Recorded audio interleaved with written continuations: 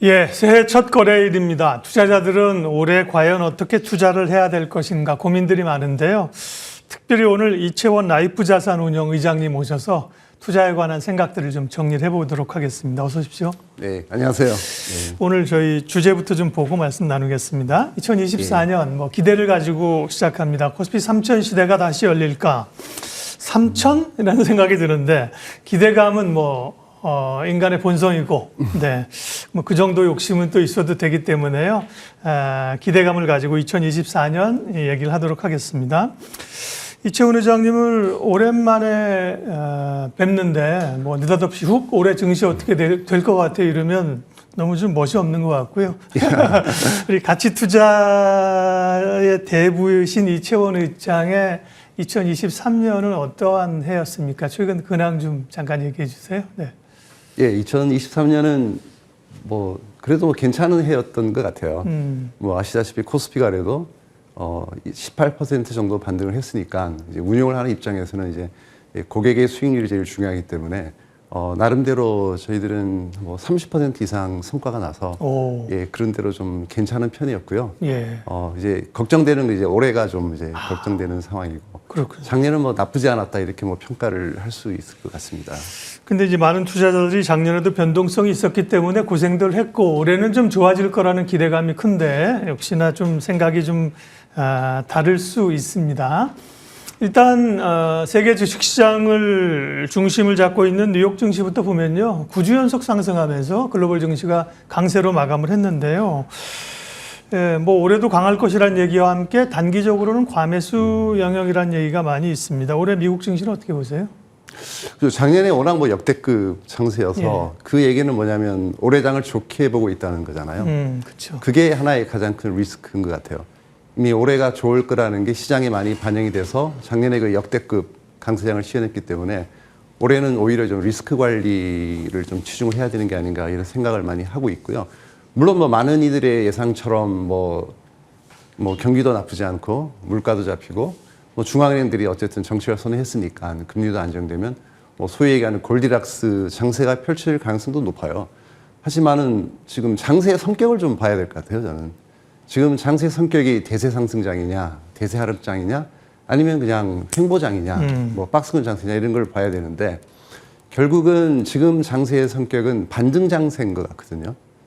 결국은 이제 재작년에 큰 폭으로 하락을 했고 거의 역대급 이제 전 세계 증시가 하락을 했기 때문에 거기에 대한 이제 반등장이 이어지고 있고 미국은 물론 이제 거의 많이 만회를 했습니다. 사실 S&P도 거의 근접을 했고 나스닥도 한 6% 정도 밑에 있죠. 사상 최고치에서. 다우지수는 신고가를 경신한 걸로 알고 있고요. 근데 국내 증시는 아시다시피 낙폭의 반도 회복을 못했지 않습니까? 3,300에서 2,100까지 빠졌다가 사실 600포인트를 회복해서 2,700이 되면 이제 50% 정도 만회를 하는 건데 한 48% 정도 낙폭을 만회한 것 같아요. 그래서 국내 시장은 저는 오히려 미국보다는 좋게 보고 있습니다. 그래서 반등이 너무 약했다. 국내 시장 여러 가지 이유가 있겠지만은 그 이유가 좀 많이 해소가 되면서 올해는 어쨌든 그 글로벌 증시는 생각보다는 좋지 않을 수도 있다. 그러나 한국 시장은 생각보다 좋을 수 있다. 이렇게 좀 기대를 하고 있습니다. 이채원 의장님도 펀드 매니저를 오래 하셨지만 저희가 이제 보도할 때나 투자자 입장에서 하나의 룰이 있는데 전년도에 수익이 좋았던 자산이나 펀드는 그 다음에 투자하면 그걸 보고 투자하면 재미없었다. 그렇습니다. 그런 성향들이 있었기 때문에 작년에 강했던 것들이 올해 기대감은 있습니다만 오히려 진짜일까 변동성을 좀 생각해 봐야 되고요. 올해 증시를 바라보면서 그러면 생각해 볼 주요 어떤 키워드랄까요? 핵심 주제를 좀 몇 개 정리를 해 주시면 어떨까요? 저희가 이제 가장 우려하고 있는 건 뭐냐면 그냥 시장 참여자 입장에서 보면 저희는 주식시장 참여자잖아요. 그렇죠. 예. 주식시장 참여자 입장에서는 경기가 올해 생각보다 나쁘지 않고 물가도 좀 잡히고 있고 중앙은행들이 어쨌든 금리를 인하하는 쪽으로 정책을 선회했기 때문에 금리도 안정될 것 같고 이러면 이 골디락스 장세라서 시장이 상당히 좋지 않겠느냐 이런 생각이 이제 2023년에 반영을 됐던 거고요. 근데 채권 시장 입장에서 보면 좀 다른 것 같습니다. 채권 시장 참여자 입장에서는 이제 금리가 많이 떨어지고 있는데 그 이유를 경기가 안 좋을 거라서 금리가 떨어진다고 생각하고 있는 것 같아요. 그래서 주식시장과 채권시장의 입장이 지금 완전히 대치하고 있기 때문에 어느 쪽이 맞는지 알 수가 없어요. 만약 주식시장 쪽의 의견이 맞다면 뭐 경기가 나쁘지 않고 금리도 생각보다 많이 올라가지 않을 거고 물가도 잡힌다고 따지면 시장은 좋을 수 있겠다는 생각은 드는데 의외로 금리가 별로 안 떨어질 가능성이 있어요. 이게 아이러니하지만 경기가 좋으면 금리가 또 올라갈 수도 있거든요. 의외로. 그런 게 이제 걸림돌이 될 수가 있고 채권시장 참여자 입장들이 만약 맞다면 그러면 큰일이죠. 그렇죠. 경기가 안 좋아진다는 거니까요. 금리는 물론 떨어지겠지만 경기가 안 좋아지니까 주식시장이 또 안 좋은 거예요. 이런 부분들이 전 가장 큰 핵심 이제 키워드라고 생각을 하고 있고 이런 부분들을 이게 세심하게 체크를 하면서 좀 진행을 해야 될 것 같습니다. 금리 얘기를 하셨고 경기 얘기를 하셨는데 주식시장에 이제 주식 투자에서 굉장히 중요한 변수가 이제 이자율 아닙니까? 근데 예. 이제 그러면 금리 얘기하셨는데 금리 변화가 어떻게 일어날 것인가 그리고 사실은 중요한 건 더 대응이지 않습니까? 예. 시장에서는 어쨌든 금리 인하를 좀 빨리 반영하고 있다라는 게 기정사실인 것 같은데요. 그렇습니다. 그럼 금리 인하의 흐름들은 어떻게 나타날까? 그거를 말씀하신 것처럼 경기라든지 이런 거하고 버무려서 어떻게 예. 좀 대응을 해야 될까요? 예측하기 굉장히 어려울 것 같아요. 예. 예. 누구도 이걸 맞춰본 적도 없고 예. 어쨌든 시장의 컨센서스는 뭐 올해는 뭐 6, 7회 이상 금리를 인하할 거다 이런 얘기들을 많이 하고 있고 이런 것의 90% 이상이 시장에 반영이 돼 있기 때문에 의외로 이제 반대로 가면 어떻게 될 것이냐 예. 그게 가장 큰 리스크고요. 의외로 좀 이렇게 경기가 만약 좋아진다 의외로 미국 경기가 버틴다 그러면 이게 아이러니하게도 주식시장의 낙제가 될 수 있다는 거죠. 금리를 그러면 못 내리겠죠. 이제 그런 리스크를 잘 감안을 해야 되고 그리고 중요한 거는 이제 너무 이렇게 세부적인 단기적인 이제 대응보다는 좀 장기적으로 생각을 해야 될 것 같고요. 그러니까 지난 10년의 세월을 보면은 어쨌든 저금리 저물가 시대였지 않습니까? 뭐 사실 금리가 0.3까지 갔었고 거의 제로금리 시대까지 갔습니다. 근데 최근에 와서는 다시 고금리 고물가 시대로 접어들었지만은 이제 궁극적으로 보면은 이게 과잉 유동성을 해소하는 과정인 거잖아요. 이게 단기간에 해결될 수가 없고 돈이 지나치게 너무 많이 풀렸기 때문에 예. 이거를 해소를 해야 됩니다. 아니면 이제 시장은 좋겠지만 나중에 더 큰 재앙이 오기 때문에 어쨌든 뭐 3년, 5년에 걸쳐서 꽤 오랜 시간 동안 이 과잉 유동성을 해소하는 과정이 필요하기 때문에 금리랑 물가는 어쨌든 저는 그 중간 수준의 수렴을 할 걸로 보고 있어요.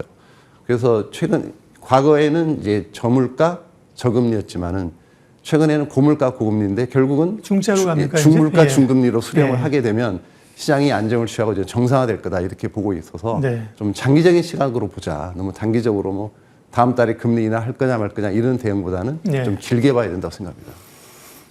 몇 차례 위기가 있었습니다만 세계 중앙은행인 연준이 벌써 돈을 뭐 1조 달러에서 지금 막 9조 달러 되지 않습니까? 그죠? 예. 벌써 9배 돈을 풀었으니까요. 그 효과들이 유동성이 시중에 이제 많은 거죠. 그걸 이제 유동성이라는 게 변동성을 함께 동반하는 거고요.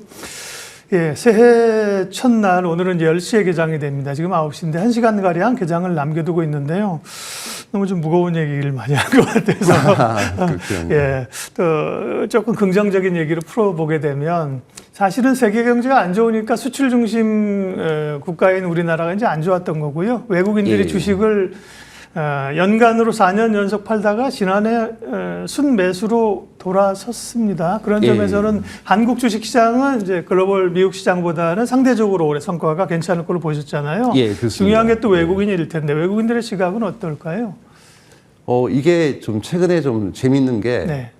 경기 사이클을 보면 이제 보통 소비재가 있고 산업재가 있잖아요. 예. 그러니까 이제 제조업과 소비가 있는데 제조업과 소비의 사이클이 다르게 움직이고 있어요. 최근 들어서 정말 이상하죠.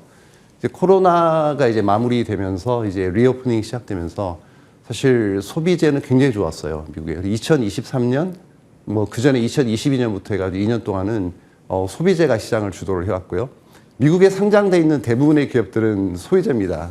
전부 다 광고랑 커머스로 이제 수익이 나기 때문에 우리가 잘 아는 아마존 이런 기업들도 다 소비재 기업이라고 볼 수가 있는데 근데 한국은 그렇지 않습니다. 우리 제조업 국가거든요. 예. 근데 제조업 경기는 굉장히 안 좋았어요. 2022년, 23년 안 좋았고. 근데 반면에 제조업 경기가 좋을 때 저희가 좋았고요. 소비재 경기가 좋을 때 선진국이 좋습니다. 아시다시피 미국장이 좋으면은 국내 투자자마저도 미국 주식에 투자를 하잖아요. 그렇죠. 지금 그 미국 사람들도 마찬가지죠. 미국 시장이 좀 안 좋고 한국 시장이 좋으면 한국 시장에 많이 투자를 하겠죠. 그래서 저희는 올해는 이제 제조업 경기가 좀 턴어라운드 하는 시기로 보고 있고 이미 지표가 좀 나타나고 있지 않습니까? 근데 소비 경기는 지금 꺾였습니다. 선진국 경기는 살짝 꺾여 내려오고 있기 때문에 지금은 올해는 오히려 소비보다는 이제 제조의 시대다, 사이클이. 그렇게 보면 이제 국내 쪽이 굉장히 수혜를 많이 받습니다. 제조업 위주의 좀 산업 구조로 편성이 되어 있기 때문에. 그래서 외국인들은 저는 올해는 그 미국보다는 한국 주식을 이머징 중에서 특히 선호할 거로 보고 있기 때문에 예. 외국인 수급은 좋을 거라고 보고 있습니다. 이머징 시장도 뭐 우리가 어려우니까 약한 걸로 봤는데 저도 이제 연간의 지수 상승률을 보니까 뭐 이머징 중에서도 뭐 인도를 필두로 해서 뭐 물론 자원국이나 이런 국들도 있겠습니다만 뭐 주가가 예. 굉장히 오른 데가 많더라고요. 그렇습니다. 예, 그러니까 글로벌만 선진만 강했던 건 아니고요. 시각을 조금 좁혀보면 이제 1월로 연간으로 이제 보면 말씀하신 것처럼 그런 걸 생각하면서 서두를 필요는 없는데 당장은 우리가 뭐 하루하루라는 시간을 받아들이니까요. 예. 1월 하면 소위 이제 1월 효과가 중소형주가 좀 강했던 효과인데 올해도 그런 흐름일지 아니면 이제 반도체, 삼성전자 예. 이쪽 강하니까 대형주 쪽의 흐름이 좋을지 1월 예. 흐름은 어떻게 보세요? 뭐 제가 말씀드려봤자 틀릴 거겠지만은 뭐 역사적으로 봤을 때 보면 계절 효과라는 게 은근히 맞더라고요. 예. 지난해도 좀 맞았었고 그래서 뭐 1월에 뭐 강세일 수는 있는데 근데 문제는 이 중소형주가 작년에 약하지 않았어요, 사실은. 예, 연말에 좀 이렇게 지수가 오르면서 대형주가 강세를 보였지만은 작년 한 해 전체를 놓고 보면은 네. 뭐 바이오도 괜찮았고 뭐 연말에도 괜찮았지만은 아시다시피 뭐 2차 전지나 이런 굉장히 그 강세 업종들이 많았습니다. 그래서 중소형주가 저는 강세였다고 생각합니다, 작년에. 2020년 강세였기 때문에 오히려 올해는 중소형주가 좀 선별돼서 가지 이렇게 좀 뭐 업종 전체가 오른다든지 이건 어려울 것 같고 업종 내에서도 이제 좋은 기업만 이제 오르지 않을까 싶은 생각이 들고 상반기 정도는 그래도 뭐 대형주가 좀 강하지 않을까. 왜냐하면 좀 지수 반등이 아직 좀 끝나지 않았다고 생각하고 있습니다. 한국 시장은 말씀드렸지만 낙폭의 48% 정도밖에 회복을 못했기 때문에 보통 한 70% 가까이 좀 회복을 하고 다시 반락을 하더라도 빠지거든요. 그래서 그 부분에 있어서는 저는 오히려 좀 상반기는 대형주 강세인 것 같고 지금 중소형주는 조금 조정을 받을 가능성이 있지 않을까 싶은 생각도 들어요. 네. 선별해서 투자를 해야 된다고 생각합니다. 시장의 그 주도의 흐름은 어떨까요? 뭐 과거에는 사실은 우리가 뭐 가치주냐 성장주냐 얘기를 많이 했지만 지금은 이렇게 이분법적인 의미는 사실은 크게 없는 것 같고요. 어쨌든 세계 경제를 주도하는 혁신의 흐름들이 가치주보다는 이제 기술주, 성장주 쪽으로 가고 있는 흐름들이고 예. 가치주도 뭐 마냥 옛날처럼 뭐 그냥 BPS만 가지고 있는 게 아니니까 그런 성장 가치 뭐 이런 예. 가치들을 다 예. 반영하기 때문에요. 예. 올해도 이제 성장의 중심이냐 아니면 가치의 중심이냐 또 성장 가치냐 그게 좀 어려운데요. 그 부분에 그렇습니다. 좀 가치 투자자로 중심을 잡아주시면. 예, 사실 뭐 기업의 가치라고 하는 것은 세 가지 요소로 형성이 되지 않습니까? 예. 얼마나 안전하느냐, 안정성, 수익성, 성장성입니다. 네. 그래서 안정성은 사실 자산 가치로 대변이 되는 거고, 수익성은 이제 수익 가치, 현재를 의미하는 거고, 성장 가치는 이제 미래를 의미하는 겁니다. 자산 가치는 과거를 의미하는 거고요. 각각의 자산이 합산돼서 이제 내재 가치를 나타내는데, 기업의 가치는 잘 쉽게 변하지 않지만은 이제 시장 상황이 변하면서 시장 참여자의 시각이 이제 인식이 바뀌면서 때로는 자산 가치를 추구할 때도 있고, 때로는 수익 가치를 추구할 때도 있고, 때로는 성장 가치를 추구할 때도 있습니다. 과거에 보면은 뭐 부동산 가격이 많이 오를 때는 뭐 자산주가 오르기도 하고, 뭐 1990년대는 외국인이 들어오면서 저표 혁명이라 그래서 PR이 낮은 기업만 사는 그런 국면도 있었고요. 그런 수익 가치주 장이라고 볼 수가 있고요. 작년에는 확연하게 이제 성장 가치주 장이었다라고 볼 수가 있고, 근데 그 배경은 또 그런 게 있어요. 이게 보면 사실 재작년에 주식이 크게 빠졌을 때 성장주가 많이 떨어졌거든요. 예. 미국만 봐도 예를 들면 테슬라가 400불까지 갔다가 이제 100불까지 하락했다가 다시 200~300불 정도 반등을 하지 않았습니까? 국내도 마찬가지로 이제 성장주가 크게 반등을 한 거고, 그래서 올해는 좀 이제 그런 쪽보다는 이제 자산 가치나 수익 가치 이런 쪽을 눈여겨 봐야 될 필요성이 있습니다. 물론 이제 모든 그런 자산 가치주나 수익 가치주가 오른다는 건 아닙니다. 본질적으로 이제 변할 의지가 있고 뭔가 새로운 걸 시도하려는 그런 노력이 있는 기업, 그리고 거버넌스가 좋은 기업, 주주와 어쨌든 소액주주와 대주주 간의 이해관계가 일치하는 그런 기업 중심으로 선별해서 투자하면 좋을 것 같고요. 그 이유는 그거 같아요. 지금 과거에는 이제 저금리 디프레션이기 때문에 뭔가 새로운 사업을 시작하기가 편해요. 물가는 계속 떨어지고 금리도 낮기 때문에 자금을 쉽게 조달해서 이제 공장도 짓고 이렇게 쉬운데 지금은 상황이 180도 바뀌어서 물가도 너무 오르고 공장을 지으려면 이제 작년에 지은 거에 거의 2배 되는 금액을 투입해서 공장을 지을 수가 있으니까 지금은 금리도 조달 금리도 높고 조달금리도 예. 엄청 높고요. 지금은 차입금이 좀 없고 현금을 많이 들고 있으면서 좋은 부지, 좋은 설비, 좋은 공장, 좋은 인력을 이미 갖고 있는 이제 소위 선발주자들, 우량 가치주한테 굉장히 유리한 국면이 좀 도래했다고 보고 있어요. 예. 그래서 그런 기업 중에서 뭔가 이렇게 새로운 사업을 좀 시도를 하거나 아니면 지배구조가 좀 바뀔 수 있는 그런 기업들 선별해서 투자하면 아주 좋은 기회가 될 거로 보고 있어요. 저는. 네. 그러면 이제 말씀하신 걸 조금 압축해서 보시는 분들 입장에서는 그래서 그 말씀하신 기준에 좀 부합되는 국내, 특별히 국내 증시에서 업종이나 섹터나 그 선발 기업들은 어디일까요? 하는 궁금증이 또 있지 않습니까? 네. 예. 근데 뭐 시나리오로 보면 이제 두 가지로 봐야 될 것 네. 같은데요. 첫째는 이제 모든 일의 예상대로 좀 골디락스가 온다. 뭐 경기도 나쁘지 않고 금리도 어느 정도 안정이 되고 물가도 잡힌다. 그렇게 되면은 이제 가치주에 굉장히 유리한 국면이 올 것 같고요. 과거에 보면 90년대 중후반이나 2000년대 중후반처럼 그런 시장이 열릴 가능성이 굉장히 높습니다. 그렇게 되면은 이제 과거에 소외됐던 업종들, 그러니까 우리가 가장 기피하고 가장 미워하는 가장 선호하지 않는 업종이 뭐죠 지금? 뭐 금융 건설이지 않습니까? 네. 근데 금융 건설 업종 중에서도 보면은 잘하고 있는 기업들이 또 있거든요. 근데 그런 기업들은 오히려 큰 성과가 이제 날 가능성이 있고, 그래서 지금은 이제 전반적으로 좀 패자의 역습, 패자 부활 이런 개념으로 좀 과거에 좀 안 좋았던 스타일이나 업종 이런 쪽이 좀 올해는 좋지 않을까 싶은 생각을 많이 하고 있고, 멀티플이 너무 높은 기업은 좀 피하자라는 생각이 듭니다. 금리가 과거처럼 이제 뭐 제로 금리까지 갈 가능성이 별로 없습니다. 금리가 떨어지긴 하겠지만 다시 뭐 1% 간다 이건 보기 어렵기 때문에 뭐 적정 수준 뭐 3% 이렇게 수렴이 될 거기 때문에 그 정도만 돼도 그래도 좀 너무 멀티플이 높은 기업은 불리합니다. 이게 성장주를 이제 계산할 때는 디스카운티드 캐시플로우를 계산하기 때문에 금리가 높을수록 할인율이 높아집니다. 그래서 밸류에이션이 굉장히 부담스럽게 되는 거죠. 그래서 이런 상황에는 좀 멀티플이 낮은 기업 중에서도 뭔가 좀 새로운 사업을 좀 시작하는 예. 그런 기업 중심으로 투자하는 게 이제 좋을 것 같은 생각이 이 듭니다. 시나리오는 이제 골디락스 국면을 얘기해서 지금 하신 거고요. 그럼 또 예. 다른 시나리오는 좀 충격이 오는 시나리오인가요? 그렇죠. 그러니까 예. 선진국의 소비가 오히려 위축되면서 경기 침체가 올 수도 있어요. 예. 뭐 전혀 배제할 수는 없거든요. 그런 가능성 때문에 저는 좀 유연하게 대처를 해야 된다고 생각하고 어느 정도 좀 유동성을 항상 확보를 하고 가면서 뭔가 좀 경기 변동에도 별 뭐 영향을 받지 않는 좀 우량한 기업들이 있거든요. 그냥 경쟁력이 좀 강한 기업들, 지배력이 높은 기업들, 그런 기업들 중심으로 이제 포트폴리오를 짜고 가면 물론 그 기업 중에서도 멀티플은 낮아야 돼요. 핵심은 좀 멀티플이 낮은 기업 쪽으로 가자. 올해는 금리가 이제 올랐으니까 그런 전략이 좀 유효할 것 같아요. 네. 마지막으로 어쨌든 올해 시장에 굉장히 많은 관심이 모아지고 의견이 모아지고 기대감이 있는 쪽이 이제 반도체 아닙니까? 예, 네. 그리고 예. 지난해에는 굉장히 큰 성과와 부침이 있었던 게 또 2차 전지고 개인 투자자들이 많이 가지고 있는 예, 쪽이고, 예. 네, 뭐 같이 투자자라서 의장님 하시고 싶은 범위 안에서 예. 두 섹터에 대한 의견만 좀 간략히 얘기해 주십시오. 예. 물론 이제 뭐 그 가장 성장성이 높은 업종이고 가장 좋은 성과를 기록했고 가장 뭐 실적이 좋았던 기업들입니다. 근데 문제는 기대감이 좀 너무 많이 반영돼 있을 가능성이 있어요. 그래서 네. 그리고 이제 이게 영원히 또 지속되는 건 아니기 때문에 예를 들면 시장의 패턴이 바뀌면 과거 스테이지의 주도주는 다음 스테이지 주도주가 되기 굉장히 힘듭니다.